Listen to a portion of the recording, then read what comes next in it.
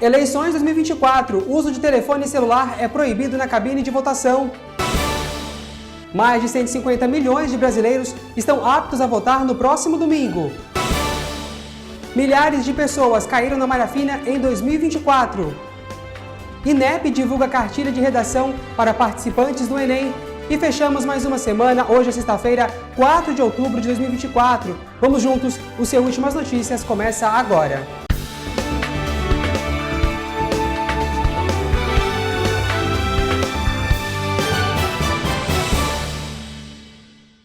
Olá, boa noite para você. Hoje estamos na antevéspera das eleições e para você que tem o hábito e o costume do celular em mãos diariamente, o uso do aparelho é proibido na cabine de votação. No dia 6 de outubro, eleitores vão às urnas escolher os seus representantes para o cargo de prefeito e vereadores. E há uma série de regras para este dia. A proibição do uso de celulares é uma delas.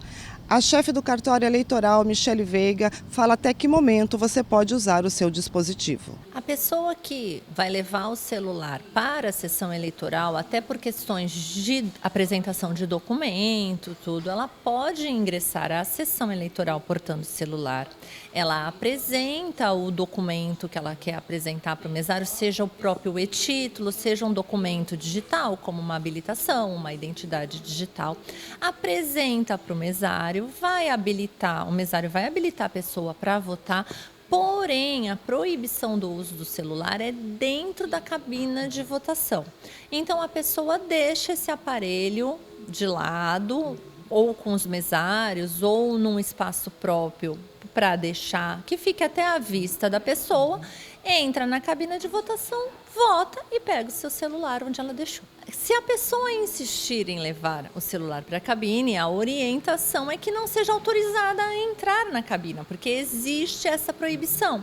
Agora, vamos supor que a pessoa entre com ele escondido, né? Ninguém veja, diga que não tem e está lá guardado em algum lugar que não deu para perceber.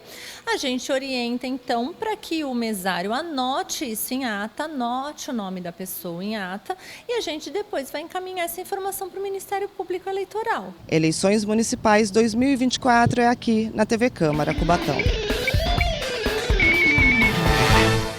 Olha, mais de 155 milhões de brasileiros estão aptos a votar nas próximas eleições que vai acontecer já no próximo domingo.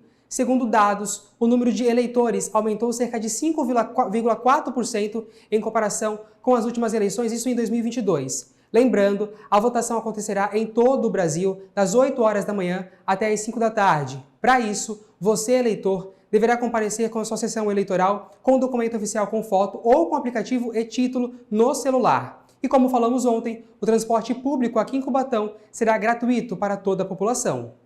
Pois bem, lembrando, no próximo domingo, a partir das 6 horas, o jornalismo da TV Câmara Cubatão estará ao vivo com uma cobertura especial sobre a apuração dos votos. Nos estúdios, vamos conversar com uma cientista política para te passar os melhores esclarecimentos para esse momento muito importante na nossa democracia. Mudando de assunto, o IBGE divulgou os dados sobre a taxa de desemprego no nosso país. Esse é o menor número no último trimestre, de acordo com o levantamento. Uma pesquisa publicada pelo IBGE, Instituto Brasileiro de Geografia e Estatística, mostrou que o Brasil teve uma taxa de desemprego de 6,6%, referente ao último trimestre terminado em agosto. No mesmo período de 2023, o indicador foi de 7,8%, enquanto no trimestre finalizado em julho de 2024 estava no patamar de 6,8%. Mesmo com este crescimento, a população desocupada alcança 7.300.000 pessoas. Em suas redes sociais, o vice-presidente da República, Geraldo Alckmin, falou sobre o cenário da economia brasileira. O emprego na indústria cresceu 82%. E um outro fato importante, 71% desses novos empregos foram para jovens de 19 a 29 anos de idade. Trabalho, desenvolvimento, oportunidade. O desenvolvimento é o novo nome da paz.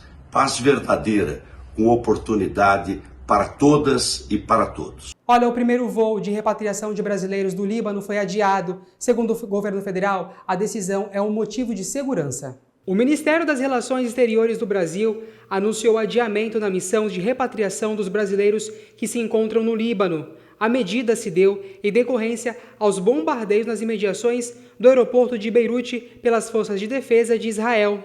O Ministério informou ainda que são necessárias medidas adicionais de segurança para que os comboios por terra que se dirigem ao aeroporto da capital libanesa.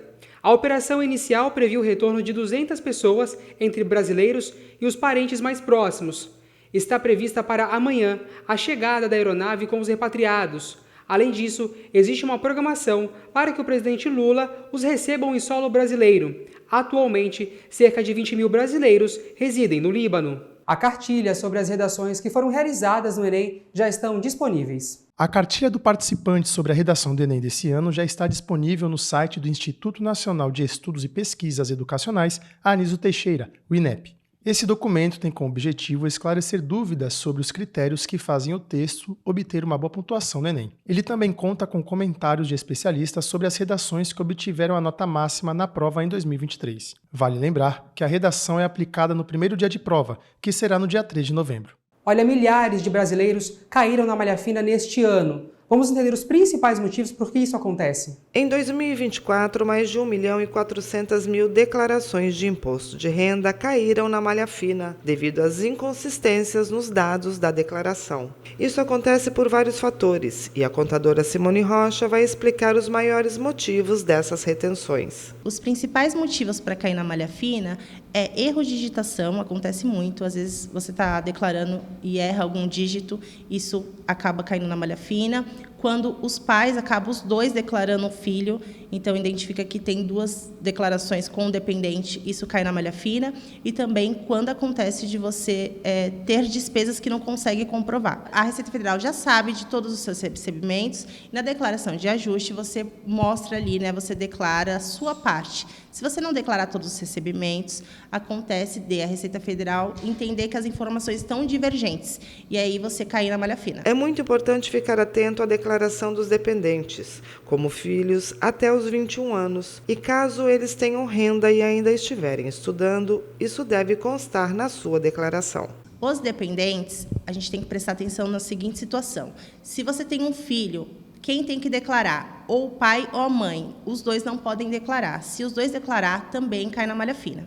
Uma outra situação que acontece muito é que as pessoas elas declaram um dependente, onde tem abatimento no imposto de renda, mas eles não declaram a receita desse dependente. E se esse dependente ele tem algum tipo de receita, isso também deve constar na declaração. As receitas são, para quem trabalha de CLT, o recebimento do salário. Para quem trabalha autônomo, as receitas da prestação de serviço, elas também têm que estar ali. Para quem trabalha como Uber, também precisa estar declarando essas receitas. Além dos dependentes, para não ter problema e não cair na malha fina, esteja atento a outras despesas que devem ser informadas. As despesas que podem ser deduzidas são com educação dos dependentes e até próprio com graduação. Cursos não podem ser deduzidos, tá? Apenas com graduação e escolares. Plano de saúde, todas essas despesas elas precisam estar com a documentação. Você precisa guardar o recibo para que, caso ocorra uma malha fina, você consiga comprovar essas despesas. Para quem tem imóvel, só é obrigatório para quem declarar quem tem imóvel acima de 800 mil. Mas a nossa orientação é que sempre declare, para que a Receita Federal identifique que as suas receitas estão tendo algum destino. Olha, no mês passado, a população do estado de São Paulo perdeu um benefício importante para a saúde. Isso depois que o governador do estado vetou o projeto de lei que, se aprovado, forneceria um equipamento importante para a medição da diabetes. Milhares de pessoas com diabetes, que dependem do SUS no estado de São Paulo, teriam a oportunidade do monitoramento contínuo da glicose, com a distribuição de um sensor de medição. O feito só não se tornou realidade após um veto do projeto de lei por parte do governador Tarcísio de Freitas. Existia uma expectativa muito grande, até porque o estado de São Paulo é o estado mais rico do país, com uma maior quantidade de população com diabetes, e a gente acreditava, assim, que a gente tinha uma esperança. Mesmo um dia anterior, a gente já tinha acesso a um documento que dizia que a Secretaria de Saúde considerava desfavorável esse projeto de lei no estado de São Paulo, que beneficiaria pessoas com diabetes tipo 1. Mas a gente acreditava que existia uma esperança desse projeto ser aprovado, né, e ser sancionado, já que passou pela Assembleia Legislativa e teve, né, a aprovação ali dos deputados. Hoje, né, um dia depois dessa decisão publicada no Diário Oficial da União, as pessoas estão indignadas, decepcionadas, né, assim como eu, porque a gente acredita que essa tecnologia ela transforma, melhora o tratamento do diabetes e evita as complicações no futuro. A decisão do governador paulista foi publicada no Diário de São Paulo. A principal justificativa para o veto residiu na necessidade de manter harmonia e hierarquia no Sistema Único de Saúde.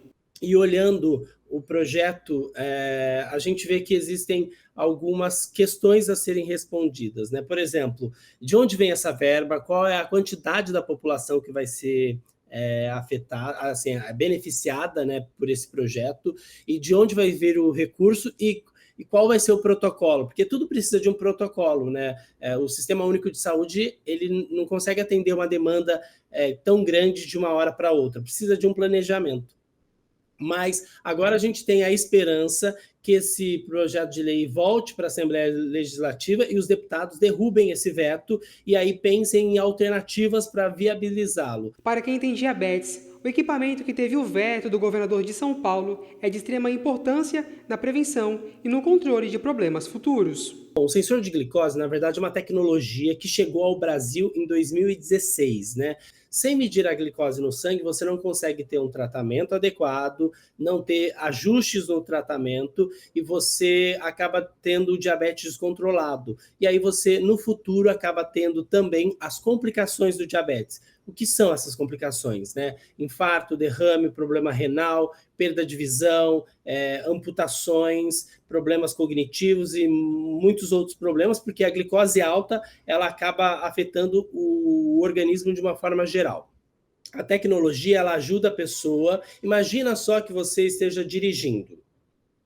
Esse sou eu com diabetes. Eu estou com uma venda nos olhos. Às vezes a venda abre e eu consigo enxergar. Isso acontece quando a gente fura o dedo, que a gente tem fotografias de alguns momentos da glicose.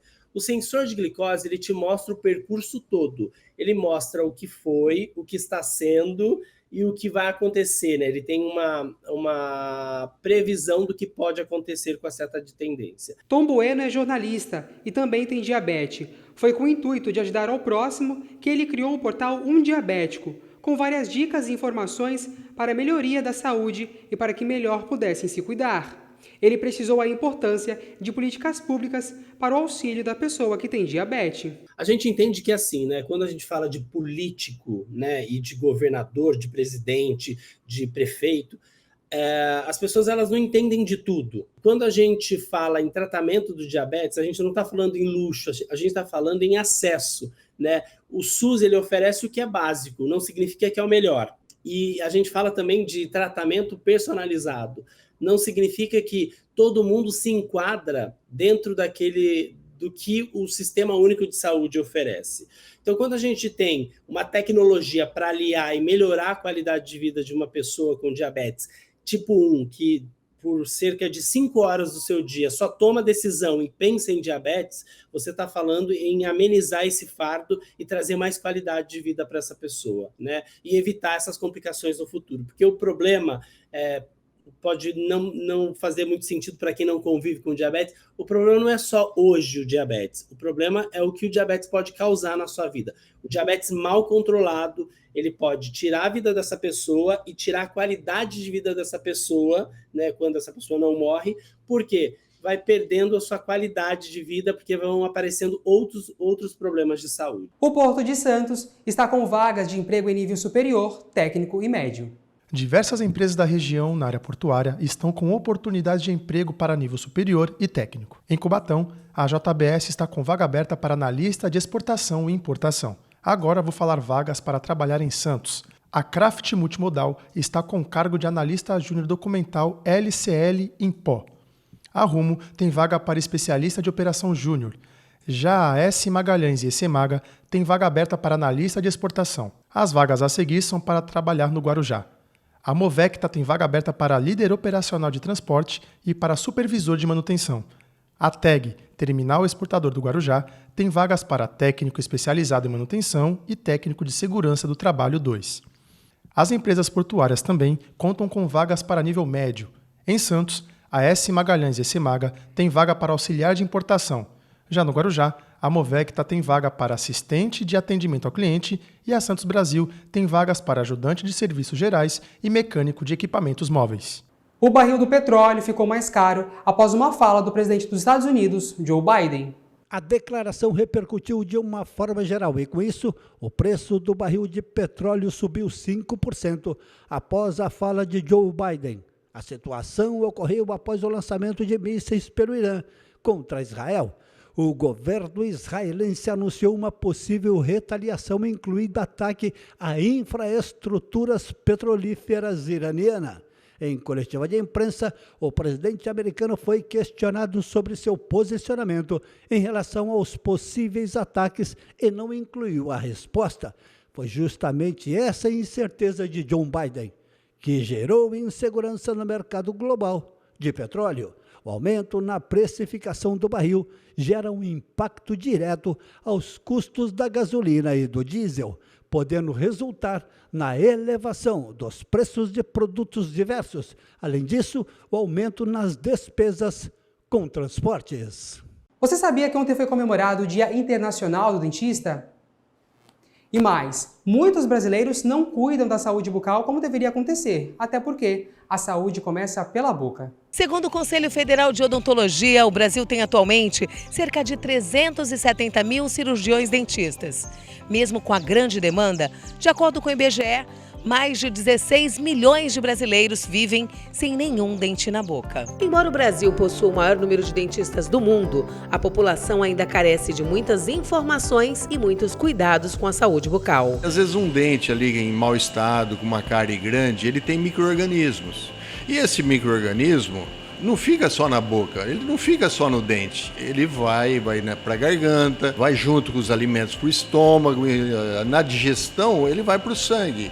Então esse micro-organismo começa a ficar na corrente circulatória. Pesquisas mostram que a falta de cuidados com a saúde bucal podem trazer graves problemas. Tipo 60% dos problemas cardíacos no Instituto do Coração é de micro-organismo da boca, é do dente. Então é muito importante cuidar dos dentes, a frequência no dentista para olhar, não deixar essas cáries grandes, abscesso, que tudo isso tem micro-organismo. Estudos mostram que os brasileiros não têm o hábito de ir com frequência ao dentista, situação que pode trazer sérios problemas à saúde. Dr. Edson Cambaúva fala sobre o assunto e lembra da importância da escovação e da prevenção. Mas ainda tem muita a cultura de vai no dentista quando o dente está doendo. Quando está doendo, então já é um tratamento de canal ou uma extração. Se for um canal, é um tratamento um pouquinho mais caro. Ou a extração, que vai perdendo o dente. A escovação tem que ser no mínimo 2 vezes por dia, no mínimo.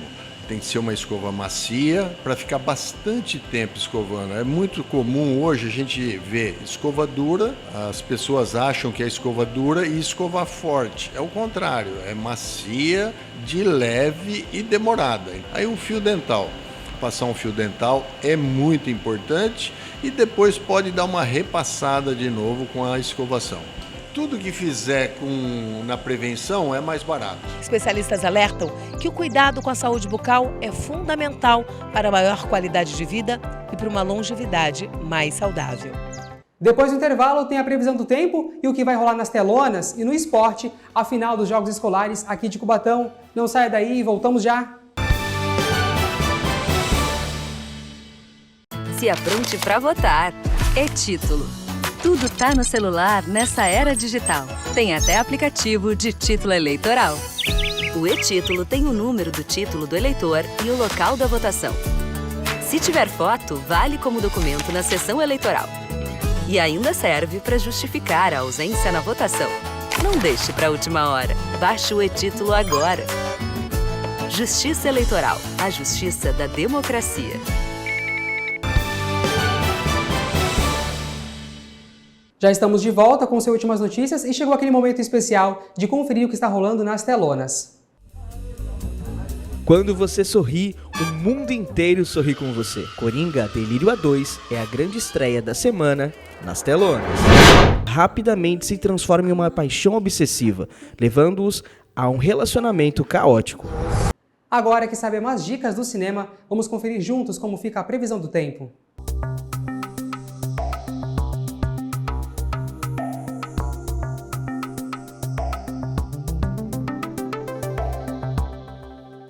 O sábado amanhece nublado com possibilidade de garoa durante todo o dia e a noite.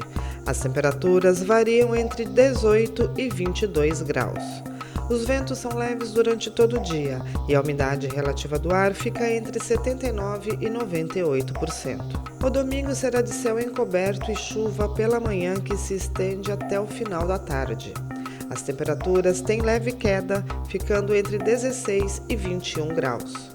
Venta leve durante todos os períodos e a umidade relativa do ar tem variação entre 78% e 96%.